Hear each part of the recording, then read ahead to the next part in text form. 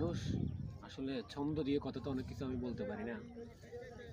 মানুষ কখনো যখন নিঃসঙ্গ ফিল করে, মানুষের যখন মনে হয় তার সমস্ত কিছু হারিয়ে যায়, বেদনার মানুষ বলে না বেদনার রং নীল।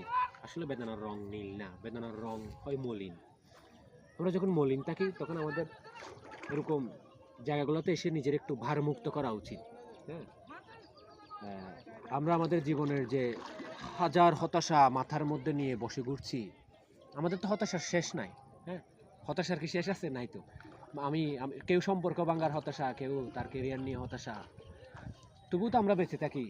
হয়তো খড়কুটোর মতো বেঁচে থাকি, কিন্তু বেঁচে থাকার সবচেয়ে একমাত্র উপাদান আমার মনে হয় এরকম কোনো জায়গা আর কি। হ্যাঁ, যেখানে প্রকৃতির সাথে মিশে আছে তোর সমস্ত অনুভূতি, যেখানে তোর সিঙ্গেল থাকলেও মনে হবে যে না, এরকম একটা জায়গা ঘুরলে নিজেকে একটু প্রশান্তির জায়গা তৈরি হয় আর কি। তো মানে ঠিক আছে।